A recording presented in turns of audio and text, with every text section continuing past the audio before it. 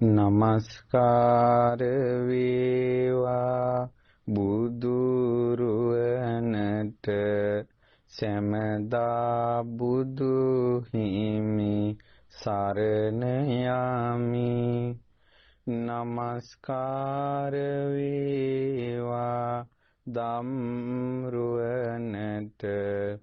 සැමදා සදහම් සරණ යමි. නමස්කාර වේවා සංඝරුවනට සැමදා මහා සංඝ සරණ යමි. නමස්කාර වේවා තුනුරුවනට සැමදා තිසරණ සරණ යමි. සාදු සාදු සාදු. ශ්‍රද්ධාවන්ත පින්වත්නි, අද දවසේ මේ උතුම් ධර්ම දේශනාවට අපි මාතෘකා කරගත්තේ ඊටමත් වටිනා කාරණාවක්. ඒ තමයි ඔබගේ ජීවිතේ යම් තැනක අසාර්ථකත්වයක් තියෙනවා නම්, ඒ වගේම ඔබගේ ජීවිතේ යම් තැනක අවුල් වීමක් තියෙනවා නම්, ඒකේ පිටිපස්සේ තියෙන භයානක දෙයක් ඔබ තවම හඳුනාගෙන නැතුව ඇති. ඒ තමයි ඔබ කියපු වචනයක් ඔබගේ ජීවිතේ හරහට ඉඳලා ඇති. අද අපි ඒක විස්තර කරනවා. ජීවිත අවුල් කරන, ජීවිතය අසාර්ථක කරන, තමන් පිට කරන වචන. මේක ඉගෙන ගත්තොත් ඔබගේ ජීවිතේ ලොකු දියුණුවක් කරා, ඒ වගේම ඔබගේ ජීවිතේ ගොඩාක් ආරක්ෂා කරගන්න පුළුවන්. අද මේ දහම් පරයය ඉගෙන ගත්තොත් මේ දහම් කරුණ ඉගෙනගෙන එහි හික්මුනොත් කෙනෙක් තමන්ගේ ජීවිතේ වරද්දා ගන්න නැතුව හික්මුනොත් එයාගේ ජීවිතේට වෙන්න තිබ්බ ගොඩාක් අනතුරු එයින් නැති වෙනවා. ඔබ දන්නේ නැති වුණාට ඔබගේ ජීවිතේ ගොඩාක් අවුල් පිටිපස්සේ, අසාර්ථක වීම පිටිපස්සේ, බිඳ වැටීම් පිටිපස්සේ ඔබ පාවිච්චි කරන වචන තිබිලා තියෙනවා. ඒක කොහොමද වෙන්නේ කියලා අද අපි ඉගෙන ගනිමු. පින්වත්නි, ලෞතර අපගේ සම්මා සම්බුදු තථාගත අරහත් බුදුරජාණන් වහන්සේ තමයි මේ ධර්මය වදාළේ. බුදුරජාණන් වහන්සේ වදාලා මනුස්ස ජීවිතයක් ලැබීම ඉතාමත් දුර්ලභ බව. එතකොට ඇසකම් පේන ජීවිතයක් ලැබෙන එක, ඒ කියන්නේ ඉන්ද්‍රියන් හොඳට පිහිටලා තියෙන එක දුර්ලභයි. ඊළඟට ඊටත් වඩා අතිශයින් දුර්ලභ දේ තමයි බුදුරජාණන් වහන්සේ නමකගේ ධර්මයේ ඇහෙන තැනක ඉන්න එක. ඒ ධර්මයේ ඇහෙන එක, කල්යාණ මිත්‍රයෝ සේවනය කරන්න ලැබෙන එක, බණපදයක් ශ්‍රවණට ඇහෙන දේ ඊටමත් දුර්ලභ දෙයක්. මිනිසෙක් වෙලා ඉපදුනාට පස්සේ මිනිස්සු දැනගෙන හෝ නොදැනගෙන හොඳ දේවලුත් කරනවා, නරක දේවලුත් කරනවා. නමුත් කල යුත්තේ හොඳ දේවල්. පින් කරන්නට ඕන. ඒ වගේම තමන්ගේ ජීවිතයේ තියෙන දුර්ගුණ දුරු කරන්න ඕන. අද මේ කියලා දෙන්නේත් මේ ජීවිතේ වනසන විශාල දුර්ගුණයක්. ඒ තමයි මේ කට ඉස්සර කර ගැනීම සහ වැඩි උඩ පැනීම නිසා වෙන හානිය ගැන. බුද්ධ කාලයේ සාරිපුත්ත මොග්ගල්ලාන මහරහතන් වහන්සේලාට, ඒ උතුම් අග්‍ර ශ්‍රාවකයන් වහන්සේලාට නින්දා කරවපු භික්ෂුවක් හිටියා කෝකාලික කියලා. කෝකාලික නැසුනේ කට නිසා. ලාභ සත්කාර කීර්ති ප්‍රශංසා වලින් යට වෙලා සාරිපුත්ත මොග්ගල්ලාන මහෝත්තමයන් වහන්සේලාගෙන හිත දූෂ්‍ය කරගෙන බුදුරජාණන් වහන්සේ ඉදිරියට පැමිණිලා සාරිපුත්ත මොග්ගල්ලාන උත්තමයන් වහන්සේලාට චෝදනා කළා. මේ සාරිපුත්ත මොග්ගල්ලාන පාපී ආසාවෙන් යුක්තයි මේ කියලා දොස් නැගුවා. ඉතින් බුදුරජාණන් තුන් විටක් කිව්වා වදාලා කෝකාලික එසේ කියන්න එපා. ඒ දෙදෙනා බොහොම සුපේසල ශික්ෂාකාමී භික්ෂුන් කියලා. නමුත් කෝකාලිකයෙක් ඇහුවේ නැහැ. තමන්ගේ කට නිසාම ආර්ය උපවාද නම් වූ මහ භයානක පාපේ කරගෙන මෙයා කුටියට ගියා. බුදුරජාණන් වහන්සේගේ මේ දැක්මෙන්, ඒ කියන්නේ බුදුරජාණන් වහන්සේට මැසැසින් පෙනෙන ඒ මායිමෙන් එයා ඉවත් වෙලා කුටියට ගිය ගමන් ශරීරයේ බිබිලි දාලා මහ රෝගයක් හටගත්තා. කෝකාලික ආර්ය උපවාද කරගත්තා. සාරිපුත්ත මොග්ගල්ලාන උත්තමයන්ට නින්දා කළා කියලා ඒ රාවයේ පැතිරිලා ගියා අකනිටා බ්‍රහ්ම ලෝකෙ දක්වා එක මොහොතෙන්. පින්වතුනි, උතුම් කෙනෙකුට කවුරු හරි ගරහනකොට ඒක නොපෙනෙන ලෝකෙට දැනෙනවා. ඉතින් මේ කෝකාලික මහානකලී තුදු කියලා භික්ෂුන් වහන්සේ නම. ඒ භික්ෂුන් වහන්සේ අනාගාමීව කලුරිය කළා. සුද්ධාවාස බ්‍රහ්ම ලෝකේ තුදු කියන මහා බ්‍රහ්මයා වෙලා ඉපදුනා. ඒ බ්‍රහ්මයාට අහන්න ලැබිලා කලින් ජීවිතේ තමන්ගේ ශිෂ්‍යයෙක් නිසා බ්‍රහ්ම ලෝකෙන් අතුරුදහන් වෙලා ඔහුගේ කුටියේ පහළ වුණා. කුටියේ පහළ වෙනකොට එයාගේ ශරීරේ අබෑට පමණට ඇතු වුණ ගෙඩි කඩලට ප්‍රමාණයට, නෙල්ලි ගෙඩි ප්‍රමාණයට, ඊළඟට විරලු ගෙඩි ප්‍රමාණයට, බෙලි ගෙඩි තරමට ඇඟේ ගෙඩි හටගෙන පුපුරලා සැරව ගලනවා. නැගිට ගන්න බෑ, ඇඳේ පෙරලි පෙරලි ඉන්නවා. බ්‍රහ්මයා අහසේ පහළ වෙලා කිව්වා කෝකාලික වචනේ කටවරද්දාගත්ත නිසා යොමු උනේ. සාරිපුත්ත මොග්ගල්ලාන උත්තමයන්ගෙන් සමාව ගන්න කියලා. ඇහුවා ඔහේ කවුද? ඊට පස්සේ කිව්වා මම තුදු කියන බ්‍රහ්මයා. මේ ඔහේ බ්‍රහ්ම ලෝකේ අනාගාමී වෙලා බ්‍රහ්ම ලෝකේ ගියා කියලා භාග්‍යවතුන් වහන්සේ කිව්වා. බ්‍රහ්මයන්ට අනාගාමී අයට කියන්නේ නෑ ආගාමී ආපහු මේ ලෝකෙට එන්නේ නැහැ කියලා. ඔහේ මොකටද මේ ආවේ මෙහෙට? දැන් පිහිට වෙන්න ආපු එක්කිනාටත් කොහොමද කට ඉස්සර කරගත්ත හැටි? ඊට පස්සේ මේ තුදු බ්‍රහ්මයා කියනවා මේ අසත්පුරුෂයා කටේ කෙටීරියක් තියාගෙන තමයි උපදින්නේ කියලා අතුරුදහන් වෙලා ගියා. කටේ කෙටීරියක් කියන්නේ ඕනම එකට කොටනවා. ඕනම එකට කොටනවා. හිත පෑරෙන වචන කියනවා. උතුම් ආයත ගරහනවා. ඊළඟ කට ඉස්සර කරගන්නවා. එතකොට අද අපි මේ ධර්ම දේශනාවෙන් ආර්ය උපවාද පමණක් නෙවෙයි යම් වැඩක් කරන්න කලින් කියන්න ගිහිල්ලා නැහැටි මේ අද ධර්ම දේශනාවෙන් ඉගෙන ගන්නවා.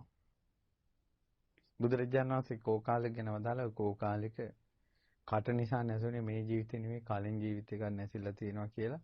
අර කොක්කු දෙන්නේ ලීයක ඉබ්බෙක් මේ තියාගෙන රහසින් යන කතාවක් තියෙනවා අහලා ඇති. කොක්කු දෙන්නේ මේ වතුර නැති විලකින් වතුර තියෙන විලකට අර ඉබ්බෙක් අරගෙන යනවා කෝටුවක් අරන් ඒ කෝටුවේ දෙපැත්තෙන් කොක්කු දෙන්න මේ උස්සගෙන යනවා. දැන් ඉබ්බා මැදින් කට හයියෙන් හපාගෙන යනවා කෝටුව. ඉතින් ඉස්සෙල්ලා පොරොන්දුවක් ගත්තා කිසිම විදිහකින් කට අරින්න එපා කියලා. ඊට පස්සේ දැන් ඔන්න අහසින් දැන් යනකොට කොල්ලු ටිකක් ශ්‍රී කර කර ඉන්නවා. ඉඳලා රහත් දිහා බලනකොට කොක්කු දෙන්නේ කිබ්බෙක් අරන් යනවා අහසින්. ඊට පස්සේ පොඩි කෙනෙකු අඩිය අප්පා බලාපල්ලා මේ ඉබ්බෙක් අහසින් යනවනේ.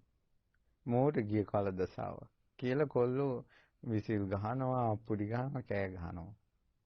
ඊළඟ තොපිට තියෙන රුද්දාව මොකද්ද කියලා කියන්නේ ඉබ්බා කට ඇරපු ගමන් එතනම වැටුණා. කට නිසා නැතුණා. එහෙනම් මාළුව වුණත් නැසින්නේ කට නිසා. මේ හොඳ කතාවක් අද බුදුරජාන් වහන්සේ වදාලා ඔය කෝකාලික කට නිසා නැහුනේ ඒක කට ඉස්සර කරගෙන මේ නැහෙන එක සසර පුරුද්දක් ඔය කෝකාලිකයි කියලා බුදුරජාණන් වහන්සේ ඒ අතීත සිදුවීම දේශනා කළා. ඒ තමයි බරණැස් නුවර බ්‍රහ්මදත් මේ විස්තරේ තියෙන තක්කාරි ජාතකේ. අපේ ජීවිතේට ගොඩක් දේවල් ගන්න තියෙනවා. හැම කෙනාගේ ජීවිතේට ගන්න දේවල් මේ දේශනාව තුළ තියෙනවා. ඒ නිසා තමයි අද මේ ධර්ම දේශනාවට මේ කාරණාව මාතෘකා කළේ. බුදුරජාණන් වහන්සේ වදාලා අතීතේ බ්‍රහ්මදත්ත රජුරුවන්ගේ පුරෝහිතෙක් හිටියා. මේ පුරෝහිතයාට කුදු ගැහිලා දත් ඉස්සරහට ආපු බමුණෙක් තමයි පුරෝහිතයා. ඊට පස්සේ මේ පුරෝහිතේ බමුණාට දරුවෝ නැහැ. බවලතෙක් ඉන්නවා. මේ බවලතා තවත් බමුණෙක් එක්ක මෙයා රාජසේවයට ගිය අතරේ තව බමුණෙක් එක්ක එකතු වෙලා අනාචාරයේ හැසිරෙනවා. ඉතින් මේ පුරෝහිත බමුණාට ආරංචි වෙලා කීප විතාක් මේකට අවවාද කළා. මේ ස්ත්‍රිය නම් නැහැ මේක නතර කරයි.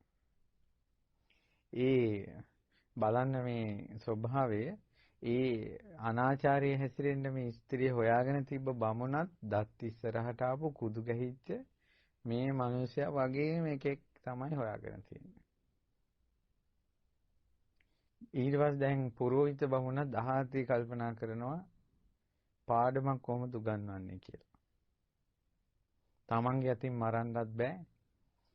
හොඳයි මේ මම මේක කොහොම හරි මරවනවා කියලා දවසක් රාජ්‍ය සේවයට පුරෝහිතය යනවා. පුරෝහිතය ගිහිල්ලා රජතුමාට කිව්වා රජතුමනි බලන්න අපේ පොඩි දෝෂයකින් මහ විශාල නස්පැත්තියක් වෙන්න යන්නේ. මොකද්ද පුරෝහිතය? රජතුමනි නැගෙනහිර දොරටුවේ දොර ඒ කියන්නේ ප්‍රධාන නැගෙනහිර මේ ආරක්ෂක පවුරේ රජමාලිගාවට ඇතුල් වෙන ආරක්ෂක පවුරේ නැගෙනහිර දොරටුවේ විශාල වාස්තු දෝෂයක් තියෙනවා. ඒක හැදුවේ නැත්නම් මේ රට දියුණු කරන්න බෑ. ඔබතුමාට දියුණුව මෙතනින් එහාට යන්නත් බෑ. විශාල නස්පැත්තියකුත් පේනවා කිව්වා ශාස්ත්‍රානුකූලව. ඉතින් පුරෝහිතේ තවත් අහවල් එක්කටද බලාගෙන ඉන්නේ. ඒක හදන්න කිව්වා. ඉතින් මෙයා ගණන් කරලා කිව්වා රජතුමනි මේකට හොඳම නැකතක් හෙට එනවා. එතකොට හෙට එන නැකතේ මම හරියටම නැකතේ වෙලාව රජතුමාට දැනුම් දෙන්නම්. එන නැකතට ওই දොරටුව ගලවලා අලුත් දොරටුවක් මේ හිටවන්නට ඕන. හැබැයි ඒ දොරටුව හිටවනකොට මේ නගර ආරක්ෂක අමනුෂ්‍යයන්ට බිල්ලක් දෙන්න ඕන. ශාස්ත්‍රානුකූලව මේ අතිශයින් අමනුෂ්‍යයන් සතුටටපත් වෙලා ඒ දොරටුව ආරක්ෂා කරන්නේ මව්පිය දෙපාර්ශ්වයෙන් පිරිසිදු බමුණේ කොන්ද කුදු ගහිච්ච දත් ඉස්සරහට ආපු බමුණේ බිල්ලට දෙන්න ඕන කිව්වා. දැන් මෙයාගේ හිතේ තියෙන දොරටුවේ වාස්තු දෝෂේ නෙමෙයි. උන්දලයි ගෙදර වාස්තු දෝෂේ තමයි මේ හිතට ආවේ. ඊට පස්සේ රජතුමා කව වහම ක්‍රියාත්මක කළ යුතුයි. ඒ වෙලාවෙම නැගෙනහිර දොරටුව කඩන්න පිරිසක් යවුවයි අර තියෙන දොර අයින් කරන්න බෑ. අලුත් දොරටුව හදන්න පිරිස යවුවා. දැන් රැයක් එළි වෙනකල් නිින්දක් නැහැ. ඔක්කොම ටික ඒ කටයුතු කරනවා. ඊට පස්සේ දැන් හරි සන්තෝසයි. හවස් යාමේ පුරෝහිත බමුණා ගෙදරට ගියා. හරි සතුටුයි. ඒතර බැමිණිය බැලුවා මේ මොන්දගේ මේ මුඛය මේ 아무තු සතුටක් කියලා. ඊට පස්සේ උඹගේ නැටිලි ඉවරයි. හෙටින් පස්සේ උඹගේ නැටිලි ඉවරයි. ඊට පස්සේ ඇහුවා මොකක්ද ඒ කියලා. හෙට මම පෙන්නන්නම් කොහොම මේ පුරෝහිතයාගේ තියෙන මේ බලය. අර මේ උඹ මේ රහසේ අනාචාරයේ හැසිරෙන ඒ බමුණ හෙට බිල්ලට තියලා නැගින දොරටුව හිටවනවා. රජතුමාට මම කියලා ආවේ මේ කුදු ගැහිච්ච දත් ඉස්සරහට ආපු බමුණේ හෙට බිල්ලට දෙන්න ඕන කියලා. උඹගේ කා තමයි කිව්වා අරන් යන්න. එතකොට දැන් මොකද උනේ? කට ඉස්සර වුණා. ආරේ ස්ත්‍රිය රාත්‍රියේ හසුණක් යවුවා. මේ දත් ඉස්සරහට ආපු කොන්ද කුදු වෙච්ච බමුණේ හෙට බිල්ලට දෙන්න හදනවා. උඹත් මේ රටින් ජීවිතේ කැමති නම් මේ නගරෙන් පලා මේ නගරින් යන්න. ඒ වගේම මේ තව ඒ වගේ අය ඉන්නවනම් ඒ අයට පණිවිඩය දීලාගෙනම ඵලයන් කිව්වා. දැන් බමුණ මොකවත් දන්නේ. අර හොර බමුණත් පැනලා ගියා. ඒ ප්‍රදේශේ කටින් කටට ගියා. හෙට දවසේ දත් ඉස්සරහට ආපු කුදු ගහිච්ච බමුණේ බිල්ලට දෙනවා කියලා. ආහෝ ගාලා ගියා. පහවදා උදේ දොරටු ඔක්කොම හදලා ඉවරයි. නැගෙනහිර දොරටුව කඩලා තියෙන්නේ. ඉතින් අලුත් දොරටුව හයි කරන්න තියෙන. දැන් බමුණා කිව්වේ දැන් ඉක්මන් කළේ අදටම දාගන්න ඕන කියලා ආයෙ නැකතක් ලීසියෙන් එන්නේ නැහැ කියලා. ඊට පස්සේ දැන් ඔන්න උදේ රජ්ජුරුව මුණ ගැහිලා ඔක්කොම කටයුතු හරිද කියලා බලලා බිල්ලට දෙන එකකෝ. ඊට පස්සේ පුරෝහිත කිව්වා අහවල් තැන ඉන්නවා කොන්ද කුදු ගැහිච්ච දත් ඉස්සරහට ආපු බමුණෙක්. ඊට පස්සේ රාජපුරුෂයෝ යනවද නැහැ. ඇවිල්ලා කිව්වා ස්වාමීනි නෑ. එහෙනම් හොයාපල්ලා කිව්වා. මුළු නගරේම හිව්වා නෑ. එහෙමනම් දත් ඉස්සරහට ආපු වෙන බමුණෙක් හොයපල්ලා කිව්වා. හවස් වෙනකල් දවල් වෙනකල් හොයලා ඇවිල්ලා කිව්වා රජතුමනි නෑ. දත් ඉස්සරහට ආපු කොන්ද කුදු ගැහිච්ච එකම බමුණයි ඉන්නේ පුරෝහිතය විතරයි කිව්වා. ඊට පස්සේ මොකද? අනුණ්ඩ කප්පු වලේ තමන් වැටුණා කියන උපහැරණේ තමන්මනේ දැන් මේ වැටෙන්නේ. රජතුමා කිව්වා එහෙම බෑ. ඊට පස්සේ අනිත් ඇමතිවරු කිව්වා රජතුමනි ඔය පුරෝහිතයා මේ දැන් පුරෝහිතයාගේ වචනෙන් අපි නැගෙනහිර දොරටුව කැඩුවා. පුරෝහිතයම කිව්වා ආයේ ළඟදී නැකතක් එන්නේ නැහැ කියලා. රජතුමනි දොරකුත් නැතුව මේ ආරස්සක ප්‍රාකාරයේ දොරටුව කල්ලා තියෙනකොට අනිත් මේ සතුරු අපිව ආක්‍රමණය කරනවානේ කිව්වා. මේ මුළු රටම නැසෙන්නනේ යන්නේ කිව්වා. ඔය පුරෝහිතයාට තක්කාරී කියලා ශිෂ්‍යෙක් ඉන්නවා. හරි දක්ෂයි. ඒ තමයි අපේ මහා බෝධිසත්වයෝ. හරි දක්ෂයි. ඒ නිසා ඔහු පුරෝහිත කමේ තියලා ඔහු ලවා යාග කරවලා මේ බමුණ බිල්ලට දෙමු කිව්වා. මොකද අපිට පුරෝහිතයෙකුට විකල්පයක් තියෙනවා. තව කෙනෙක් ඉන්නවනේ. නමුත් මේ දොරටුව කඩලානේ. කියලා ඉතින් රජතුමා කිව්වා එහෙනම් එහෙම හරි කරපල්ලා කියලා. ඉක්මනට තක්කාරී ශිෂ්‍ය බ්‍රාහ්මණයා ගෙනල්ලා පුරෝහිත තනතුරේ පිහිටවලා අර පුරෝහිතයා සුදු රෙදි වලින් ඔතලා අරන් ගියා බිල්ලට දෙන්න.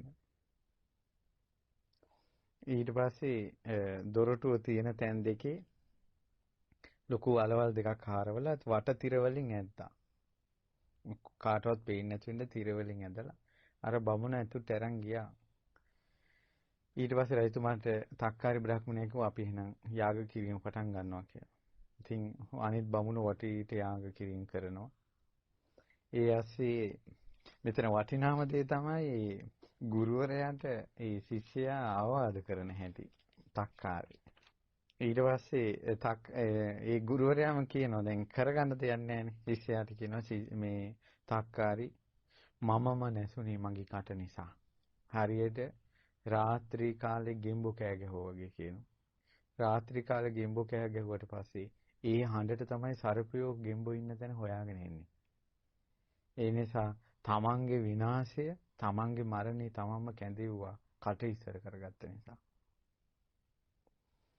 ඉතින් ඒ නිසා මේ මම දැන් අද මරණයට බිල්ලට මම යමු වුණා මගේ කට ඉස්සර කරගත්තා. යමක් කරන්න කලින් කියන එකේ තියෙන විපාක. වැඩිපුර කතා කරන්න ගියාට පස්සේ තමයි මේ විනාශය ආවේ. මේ ලෝකේ ගොඩාක් මිනිස්සු නැසෙනවා වෙනසෙනවා වැඩිපුර කතා කරන්න ගිහලා. ගොඩාක් මිනිස්සුන්ගේ හොර අහු වෙනවා වැඩිපුර කතා කරන්න ගිහලා. ඊට පස්සේ කියනවා මේ දැන් පුරෝහිත තක්කාරි බ්‍රාහ්මණයා කියනවා ගුරුවරයාට ආචාර්යනි ඔබම තමයි මේ වැරද්ද කරගත්තේ. කියනවා පමණ ඉක්මවා කතා කරන්න ගියාට පස්සේ මිනිස්සු කිරි විලංගු වැටෙනවා. හිංසා පීඩාවටපත් වෙනවා. ඊළඟට දැන් වැඩි ඕනේ ඔබට පවා මේ විනාශය සිද්ධ වුණේ මේ පමණ ඉක්මවා කතා කරන්න ගිය නිසා, කට නිසා.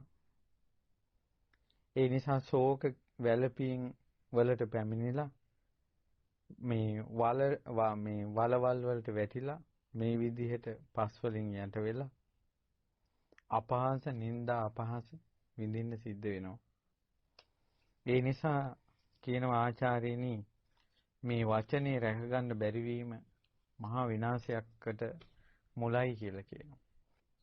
හැම දෙයකටම පින්වතුනි කතා කළ යුතු නැහැ. ඒක තමයි හරිම දේ. දැන් සාමාන්‍යයෙන් අපේ ජීවිතවල ගන්නකොට හැම දෙයකටම කතා කරන්න ගිහිල්ලා තමයි විනාශෙ පැමිණෙන්නේ.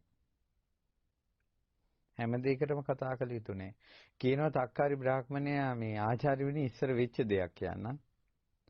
ඒත් දැන් ඉතින් මේ ඇතුලේ අර මේ වටතිර ඇදලා ඇතුලේ දැන් කතාව මේ දැන් බිල්ලට දෙන්න ඕන මේ ගුරුවරයා. නමුත් දැන් ඇතුලේ කතාව දැන් අනිත් කට්ටිය වටේම හිතන්නේ මේ යාග කරනවා කියලා. මන්ත්‍ර ජප කරනවා කියලා. ඊට පස්සේ කිව්වා ඉස්සර වෙච්ච දෙයක් කියන්න. ඒ කාලේ කියලා බරණැස හිටියා එක්තරා ගණිකාවක්. එයාට සොහිරෙක් හිටියා තුන්ඩිල කියලා. මෙයා සූදු ගෙලිනවා තුන්ඩිල. කාලි ගණිකා වෘත්තියේ දෙනවා. ඊට පස්සේ මේ රටේ ඉන්නවා සිටු පුත්‍රයෙක්. ওই සිටු පුත්‍රයා හැමදාම කහවණු 10ක් අරන් අර ගණිකාව ඉන්න ඒ ගණිකා මණ්ඩපෙට එනවා.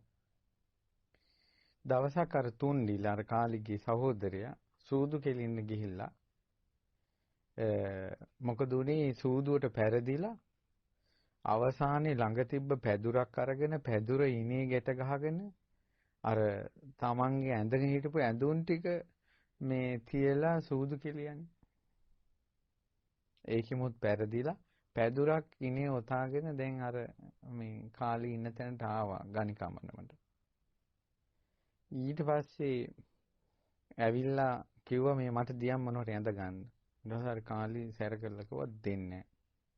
උඹ ඵලයෙන් යන්න මෙහෙ ඉන්න එපා. කියලා මෙයාව බැහැර කළා. දාසියන් කිව්වා මේක හැදෙන මිනිහෙ නෙවෙයි පයින් ගහලා දාපන් එළියට කියලා. තමන්ගේ සහෝදරයාටම දැන් මේ කිව්වේ.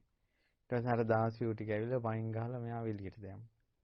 මෙයා අඬ දොරටුවේ ඉන්නකොට අර හැමදාම එන සිටු පුත්‍රයා එනවා.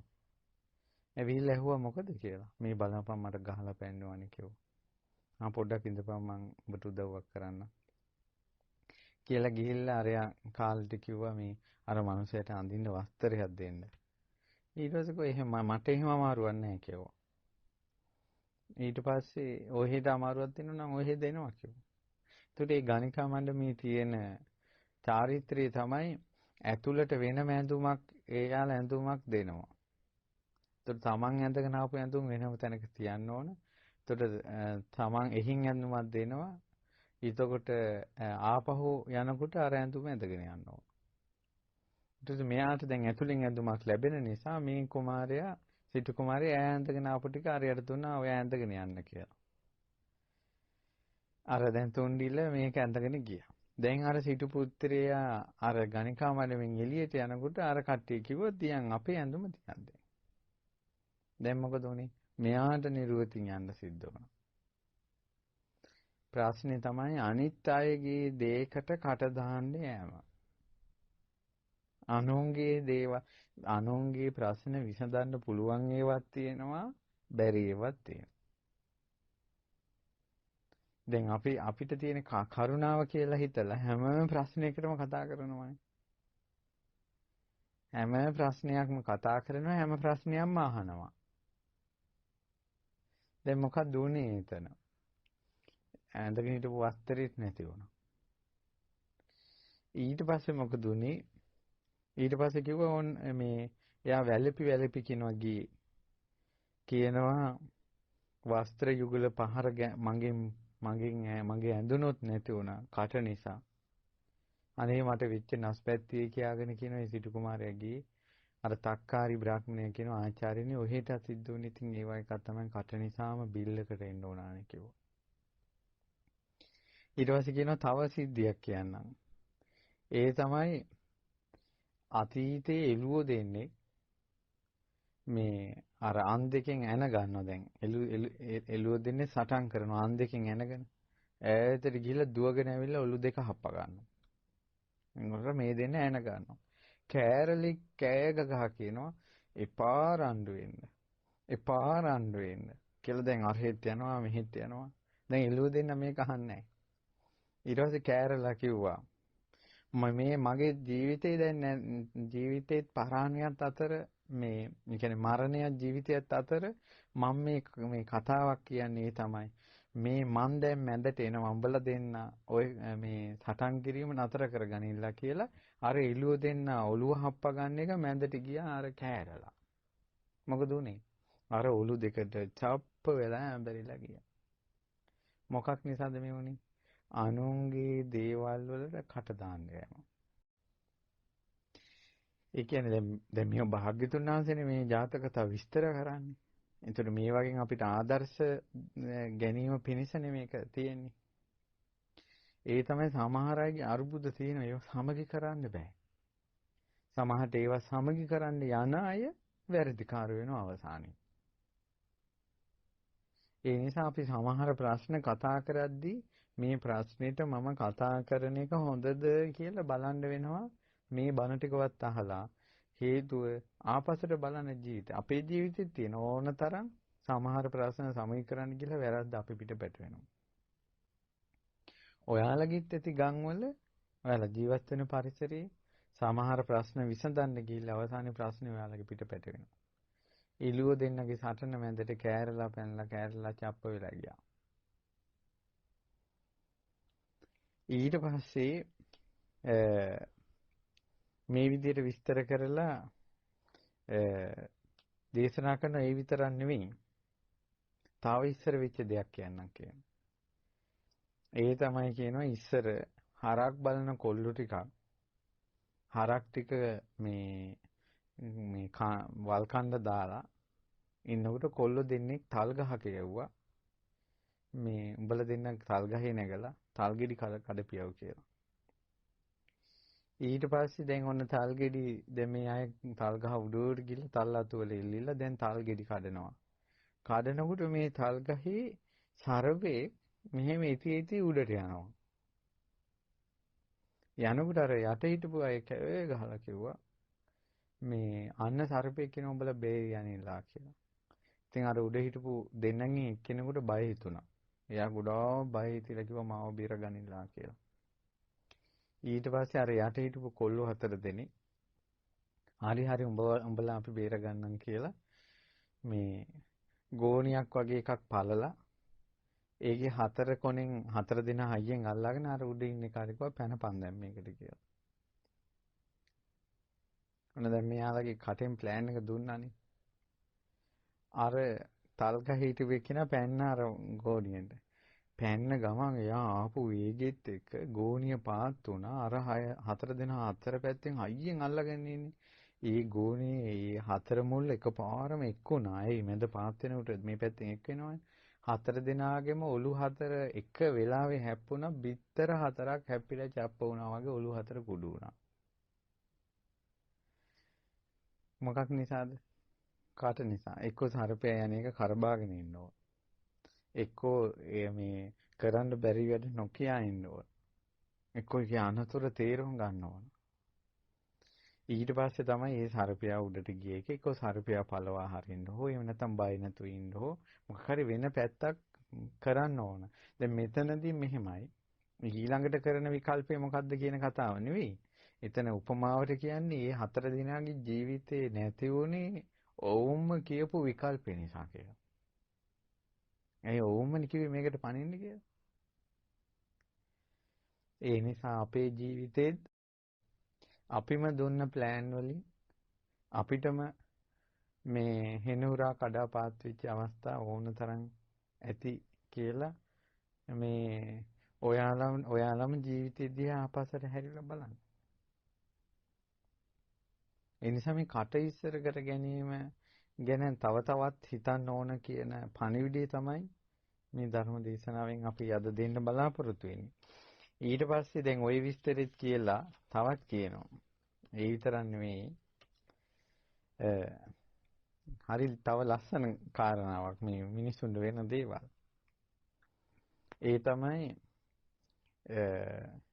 ඔන්න එළුව හොරකම් කරන මිනිස්සේ මේ හොරු ටිකක් දහවල් කාලේ එළුවේ කොරකම් කරගෙන ගිහිල්ලා ඒ එළුවගේ කට බැඳලා කැලේ මැද උණ පඳුරක ගැට ගහලා රෑ වැඩි නිසා ආපහු ගෙදර ආව. ඊට දවල් ඇවිල්ලා සුරා බීලා එළුවත් මේ පුච්චගෙන කමු කියලා.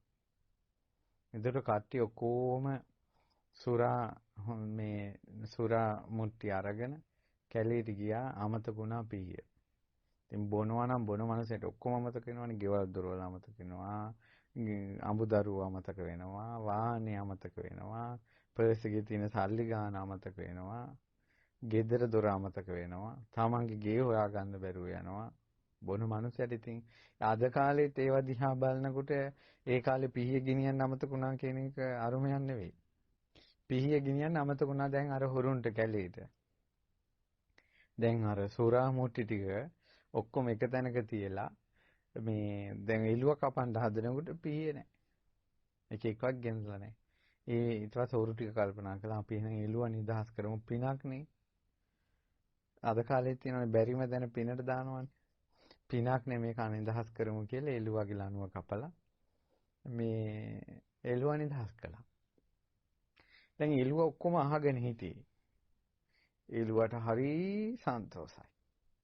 මරණයෙන් ගැලවිච්ච ගැන. එළුව උඩ දාගෙන වලගි උස්සගෙන අර උණ පඳුර වටේ දුවනවා. උඩ පැන දුවනවා. එතකොට ඊට කලින් දවසේ උණ ගස් කපන්න ආපු මිනිස්සේ ඔය උණ පඳුරේ පිහියක් හංගලා ගිහිල්ලා අර උඩ පයින්නකොට පිහිය වැදුනා කකුල ටංගල සද්දයක් ආවා. ඊට පස්සේ අර හොරු ටික අන්නේ යකෝ පිහියක් කියලා අර පිහිය අරගෙන ඒලුවම කැපුවා එතන. වැඩි උඩ පනින්න ගිහිල්ලා සිද්ධ වෙච්ච දේ. වැඩි උඩ පනින්න ගිහිල්ලා සිද්ධ වෙච්ච දේ. කිව්වා තමන්ගේම විනාශේ තමන්ම වැඩිපුර උඩ පනින්න ගිහිල්ලා නසා ගන්න හැටි දැක්ක නේද කියලා. ඉතින් ඒ නිසා මේ හැම දෙයක්ම සිද්ධ වෙන්නේ ඒ කට නිසා කියලා කිව්වා. කට නිසා. ඒ නිසා අහිංසකව දැන් උදාහරණයකට මම කියන්න. මම මේ දන්නම කාරණාවක් කියන්නේ. ඒ තමයි අපි දන්න කෙනෙක් හිටියා මෙයා ඉඩමකට නඩු කිව්වා මම හිතන විදිහට ඒ නඩුව අවුරුදු 30 ගාණක් විතර කියපු නඩුවක්.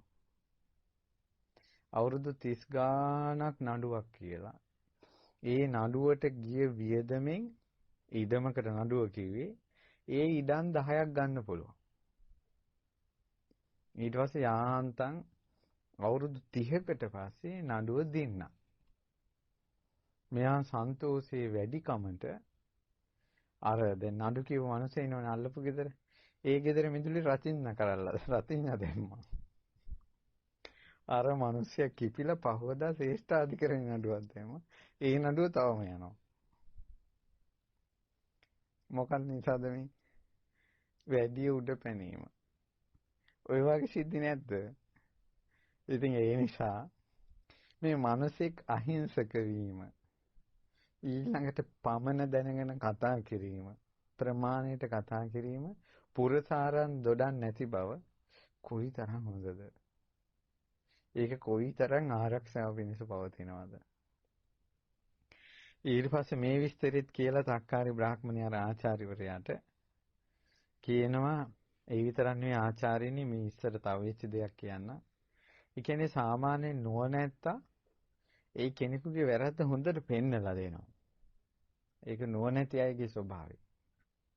අවවාද කරන අද කාලේ මේ අහන්නම බැරි දෙන්නේ මේ ලෝකේ. මේ ලෝකේ කාගෙන් හරි ඇහුවොත් අහන්නම අකමැති දේවල් මොකක්ද කියලා. අහන්නම අකමැති දේ මොකක්ද කිව්වොත් මේ ලෝකේ 99%ක්ම අහන්න අකමැතිම දේ තමයි අවවාද.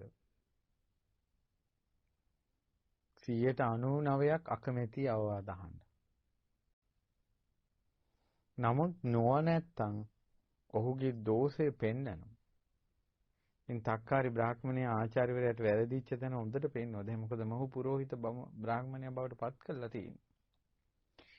කිව්වා අතීතේ කියන ආචාර්යනි අතීතේ මේ කිඳුරෝ දෙන්නෙක් වැද්දෙක් කිඳුරෝ දෙන්නෙක් අල්ලගෙන රජුරවන්ට බාර දීලා තෑගි භෝග ගත්තා. රජතුමනි මේ අය ලස්සනට ගායනා කරන්න පුළුවන් නටන්න පුළුවන් කියලා. හැබැයි මේ කිඳුරෝ නැටුවේ නැහැ ගායනා කළේ නැහැ. රජතුමා කිව්වා ඒ වැද්දා අපිව රැවටුවා. හරි කරන්න දෙයක් මේ දෙන්න මස් කරලා හෙට උදේ රාජභෝජනෙට පිළියෙල කරන්න කිව්වා. දැන් ඔන්න මරණීය දඬුවම් දුන්නා අර අය කතා කළේ නැති එකට. ඊට පස්සේ කිඳුරු කියනවා මේ වෙලාවේ මරණ බයෙන් තැතිගෙන රජතුමනි අපි කතා කළේ නැති වැඩිපුර කතා කරන්න යෑමේදී මුසාව කියවෙනවා. ඒ නිසා අපි හරි බයයි කියනවා. අපි කියන වචනෙන් මුසාවක් කියවෙයි. කේලමක් කියවෙයි. හිස් වචනයක් කියවෙයි කියලා වචනෙන් පව් කරගන්න අපි හරි බයයි. ඒක කිඳුරන්ගේ ජීවිතවල තියෙන එකක් වෙනවා. මේ රාජ සභාවේ අපි කතා කළේ නැත්තේ අපේ වචනෙන් පාපයක් සිද්ධ වෙයි කියලා. ඊට පස්සේ රජතුමා කිව්වා හරි අන්න මෙයා කතා කළා. මෙයාව බේරන්න. ඊට පස්සේ අනිත් එක්කෙනාට මරන්න කිව්වා. කිඳුරා කියනවා රජතුමනි අපි මෙච්චර කාලයක් එකට හිටියේ මායි මේ කිඳුරි. මෙයාට පිළිසරණ මම. මේ මිනිසුන්ට පිළිසරණ රජ්ජුරුව. රජ්ජුරුව තමයි මිනිස්සු රැකගන්නේ. එතකොට මෙයා මාව මරලා මෙයා විතරක් යවනකොට මෙයා ගිහිල්ලා දුකසේ තනියෙන් ඉඳී. මම ඔබ පිළිසරණ කරගන්නවා. ඒ කියන්නේ ඔබ මට පිහිට වෙන්න. රජතුමනි මාව මරන්න එපා කියලා. එයත් කතා කරපු නිසා රජ්ජුරුවෝ ඒ කිඳුරත් නිදහස් කළා. ආයෙ කැලේට මේ දෙන්න ගිහින් දැම්මා. තක්කාරි බ්‍රාහ්මණයා කියනවා ආචාර්යනි ඒ කිඳුරෝ මරණේ පැමිණෙන තුරු නිහඬව හිටියා කියනවා වචනේ ඉස්සර කරගන්න නැතුව වචනේ වැරදි කියලා. මරණේ පැමිණි තැනත් පමණට කතා කළා ජීවිත ලාභෙත් ලැබුවා. ඉතින් මේ විදිහට විස්තර කරලා මේ කියනවා ඒ නිසා ප්‍රමාණයට කතා කිරීමත් ඊළඟට වැඩිපුර කතා බහ නොකිරීමත් ඊළඟට පුරසාරා දොඩන්නේ නැති බවත් වැඩි උඩ පනින්න නැති බවත් මිනිස්යාට බොහෝ යහපත පිණිස පවතිනවා. ඉතින් මේ තක්කාරි බ්‍රාහ්මණයා මේ ඉතින් තමන්ගේ ගුරුවරයාට කොහොමටත් ගෞරවයි. ධර්ම කරුණු පෙන්වලා දීලා ඒ වෙනකොටම තක්කාරි බ්‍රාහ්මණයා තමන්ගේ ශිෂ්‍ය පිරිසක් යවලා තිබ්බා යාගෙට ගොඩාක් බඩු ගේන්න. ඒතර ගොඩාක් ගින්දර පිණිස දර සහ තවත් ගොඩාක් දේවල් කරේ තියාගෙන බඩු මේ අරගෙන ආවා. එතකොට ඒ අරන් ආපු බඩු අතර මේ ගෙනල්ලා තිබ්බ රෙද්දකින් ඔතලා මැරිච්ච එළුවෙක්. මැරිච්ච එළුවා අර වලට දාලා ඒ ඔක්කොම වටින් වට කරලා තියෙන්නේ.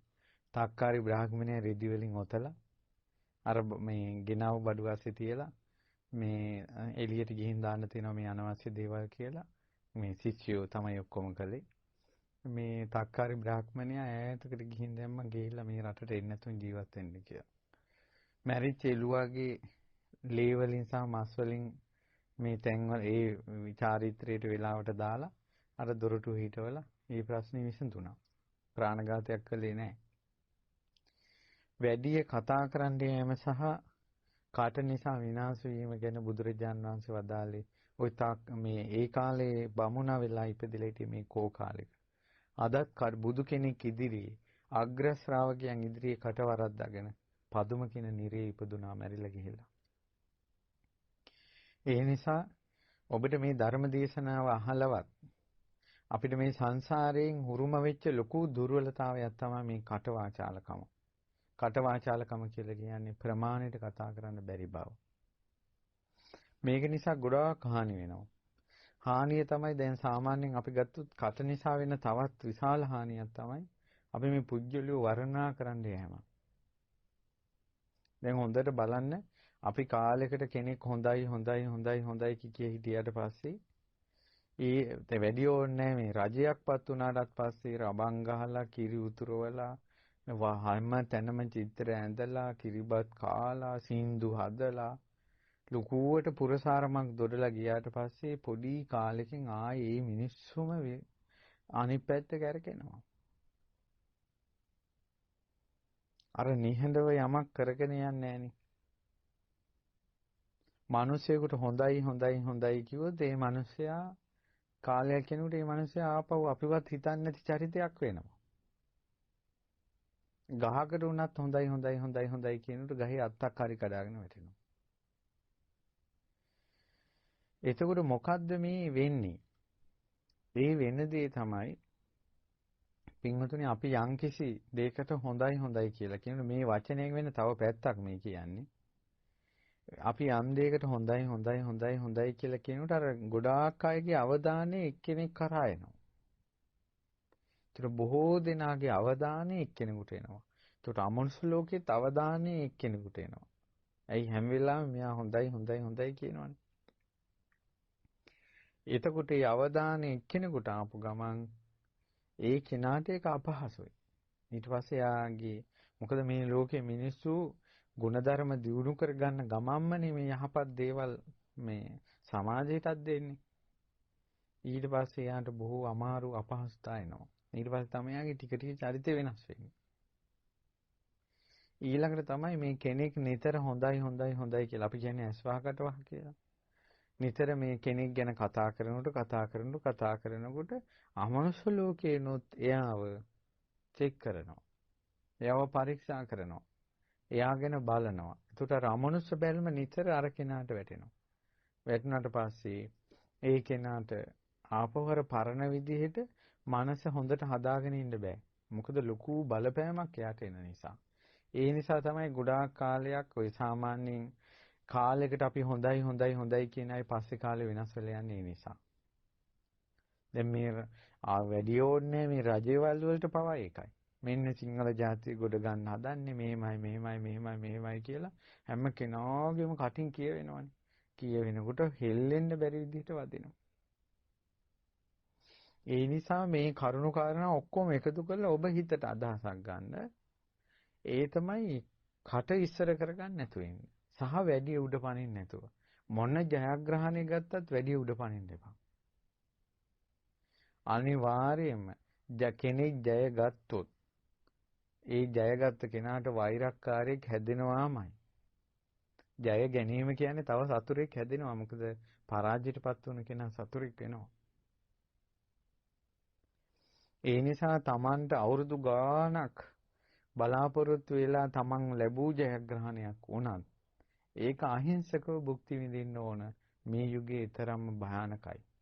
දැන් මේ උදාහරණ බුද්ධ කාලෙන් මේ යුගයේ ඊටත් වඩා භයානකයි.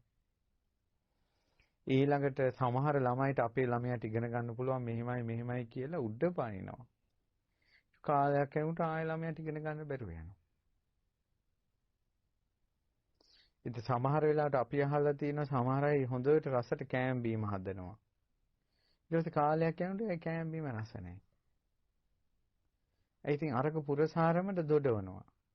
දොඩවලා ඊට පස්සේ ඔය ඇහෙන මනුස්ස ප්‍රේතයොත් මේ කෑම පොඩ්ඩක් කාලා බලමුද රහ කියලා බලනවා. ඊට පස්සේ අර කෑම රහ නැතුව යනවා. ඒ නිසා අහිංසකව යමක් භුක්ති විඳින්න ඕනේ. ඊළඟ තමයි මහෞෂධ පඬිතුමත් ධර්මයේ ප්‍රකාශ කරලා තියෙන කාරණාව බුදුරජාණන් වහන්සේ ඉස්මතු කළා. ඒ තමයි තමන්ගේ අදහස මස්තක ප්‍රාප්ත වෙනකල් කිව යුතු නැහැ. මම දැන් මේක කරන්න යන්නේ කියලා කලින් කියන්න හොඳ නැහැ. ඒක හිතේ තියාගෙන ඒ අරමුණ කරා යන්න ඔහු වෙහෙස වෙන්න ඕන, මහන්සි වෙන්න ඕන. කලින් කියපු ගමන් ඉවරයි. උදාහරණයක් ගත්තොත් දැන් හිතන්නකො අපි දැන් පැවිදි වුණානේ.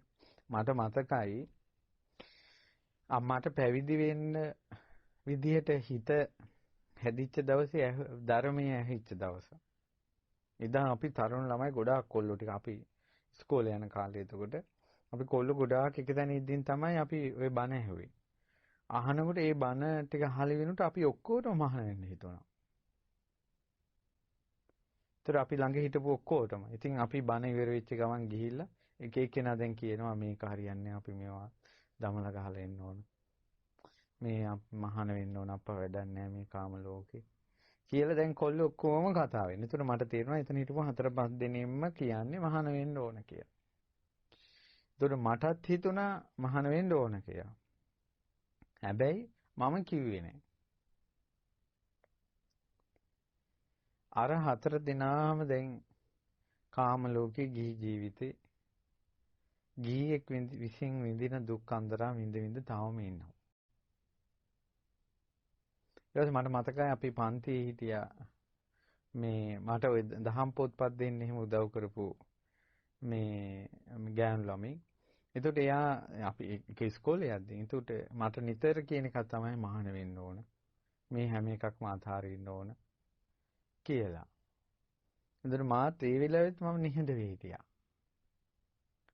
දැන් අරයා තව ඒත් එයා ගිහි ජීවිතයට වැටුණා. ආයි මහාන වෙන අදහස නැති වුණා. හේතුව ඒක තමයි අපි මොනවා හරි යමක් මෙහෙම වෙන්න ඕන මෙහෙම වෙන්න ඕන කියලා කිව්වොත් ඉවරයි. හොඳට අපිට ඒකට තියෙන උදාහරණ. ඒ වුණාට ප්‍රශ්නේ තමයි අපේ ඇස් පන අපිට මේවා පෙනුනත් අපි দমনය වෙන්නේ ඒ නිසා සිහි නුවණ නැති තප්පරෙන් අපේ වචන ඉස්සර වෙනවා. යම් දෙයක් ඉෂ්ට වෙන තුරු ඔහු ගොඩාක් වචනය ගැන පරිස්සම් වෙන්න ඕන. මොකද ගොඩාක් අමනුෂ්‍ය ලෝකේ ගොඩාක් අයට හිත එක්ක සම්බන්ධ වෙන්න ගොඩක් අයට අමාරුයි. ඒ අය අපේ ජීවිත තේරුම් ගන්න අපේ ජීවිතත් එක්ක එකතු වෙන්නේ වචනය හරහා. වචනය හරහා. ඉතින් ඒ නිසා මිනිසයන්ට අතීතයේ ඉඳලම ලොකු හානියක් වෙලා තියෙනවා. තමන්ගේ කට ඉස්සර කර ගැනීම. දැන් මම බැලුවා පංචශීලී ගත්තොත් එහෙම. පින්වතුනි පංචශීලී ගත්තොත් එහෙම ඒ පංචශීලයේ ප්‍රාණඝාතේ කටින් සිද්ධ වෙනවා. ඒ කොහොමද? අහවලා මරාපන් කියලා කිව්වොත් ඒ කියන වචනෙන් මැරෙනවනේ අනිත් අය. ඒකට යාට ප්‍රාණඝාතේ සිද්ධ වෙනවා. හොරකම සිද්ධ වෙනවා කටින්. ඇයි අහවල දේ හොරකම් කරපන් කියලා එයා වචනෙන් කියනවා. හොරකම වචනෙන් සිද්ධ වෙනවා.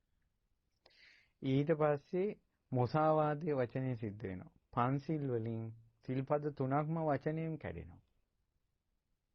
ඊට අමතරව වචනෙන් සිද්ධ වෙන මූලිකම අකුසල් තියෙනවා. ඒ තමයි මේ බොරු කීම, කේලම් කීම, පරුස වචන කීම, හිස් වචන කීම. ඒතර බොරු කීමේ පාපය දැන් බොරු කීමේ පාපයෙන් Taman කියන දේ අනිත් අය අහන්න නැතුව යනවා. දැන් වචන වැඩිපුර කියන්න ගියාට පස්සේ නිතර කටවහචාල වෙන්න ගියාට පස්සේ කාරණා 4කට වැටෙනවා. එකක් තමයි මේ බොරු කීම, එක්කෝ කේලම, එක්කෝ පරුස වචන, එක්කෝ හිස් වචන.